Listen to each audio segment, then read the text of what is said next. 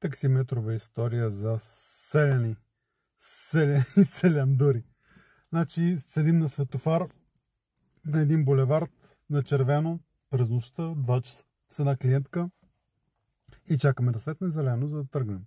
Той е спокойно, трафик няма и някаква бричка, някакъв Мерцедес на 10 години идва, спира до нас, след това просто тръгва и даже форсира като тръгва, то още свети червено.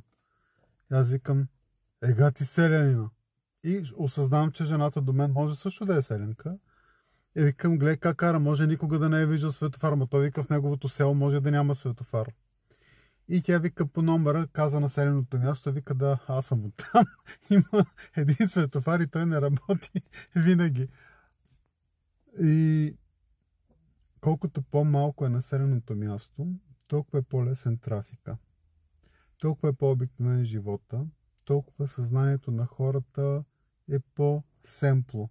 Не са свикнали с сложни проблеми, с сложни социални отношения, с сложни административни уредби, с сложни правила по пътището, свързани с много хора едновременно, да не си пречат да се изчакват. Въза някакъв клиент от точка А до точка Б няма значение. Така човек с мустачки, с костюм, чужденец. И заговаряме се нещо и той казва колко голям ви е град. Аз казвам към 2 милиона. Той вика, това е много малко градче. Вика, при нас са доста по-големи градовете. И викам колко, откъде сте? И той казва, забравих Турция ли каза, Кайро ли каза, ме вика, нали, града ни е 12 милиона, 28 милиона. И аз казвам, да, хората са повече от цивилизацията, затова повечето живеят в бедност. Не му останах длъжен.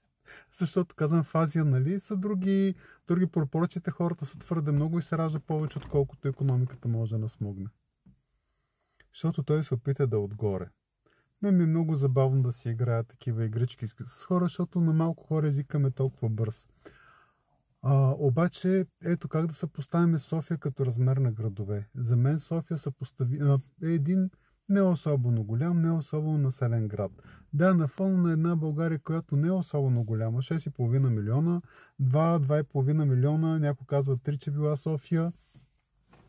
Може би изглежда голяма, може би изглежда шумна, може би изглежда пълна. Но я погледнете близките столици. Отидете в Истанбул да видите голям град, най-големия град в Европа се води. Отидете в Атина да видите какво става 4 милиона. Отидете в Румъния, в Букурещ. То е един трафик, те едни грамадни улици, те едни грамадни кръгови. Кошмар. Огромни сгради, огромни паркове, огромни пътища, огромно население, голями представителства на големи фирми. А насред тях София, само по-мизерна столица от София, по-малка и по-спокойна, е тая на македонската, каква беше Скопия. Отидете в Белград. Красив град, широк, мащабен, с реки, с крепости, с хубави булеварди. София като някакъв, почти като провинциален град. Нищо особено. Аз я харесвам. Моя град си е, удобно е, лесно се достига от точка А до точка Б, не е много населено. Отидете в Лондон да видите каква лудница става. Смисъл, там не можеш да се разминеш никъде. Не случайно някой каза, че София е била много голямо село. Може би е така. Проблема е, че София и въобще българската култура са дълбоко повредени от социализма. Защото когато идва социализма, той идва за селяните, за простаците, за хората с опите, избива се интелигенция, избиват се културни хора, избиват се богати хора, за да може селянина с каскета да дойде и да се чувства важен. Управляваше ни един селянин дълго време, Тодор Живков, дето говореше неграмотно, и други селяни не управляват, просто селянията, простотията много дълго бяха фаворизирани и това е станало качеликът запазена марка на българина. Даже Бай Ганьо е нещо като национален герой, не е за посмешище, каквото Алеко Константинов го е описал, а пък финната градска култура, която е олицетворение на Алеко Константинов, малко по-скоро бива подигравана. И все пак, когато градовете са по-големи, с по-стара градска култура, като Русе, като Пловдив, като Варна, градове, които съществуват от столетия и са имали, ако не аристокрация, то достатъчно богати хора, които да купуват пиана в салоните си, които да знаят какво е кино, които да си пращат децата в чужбина да попият европейска култура, нормално да имат някаква градска култура. Тоест трябва натрупване първо на хора и второ на хора с пари, които да направят градска култура. В такава връзка скоро бях на една лекция в БАН, сега ще видя дали ще кача снимка тук, която беше, ще ви кажа как се казва, името е сложно за възпроизвеждане, беше свързано с социалната миграция. И защото елитите винаги създават някакви затворени общества, в които трудно се минава. Границите може да са езикови, нали, когато някой говори на провансалски или на провинциален език, могат да са в облеклото. Има някакви маркери да се знае дали някой от нашите не е от нашите. Ако не е от нашите, гледаме, не го пускаме до нашите позиции.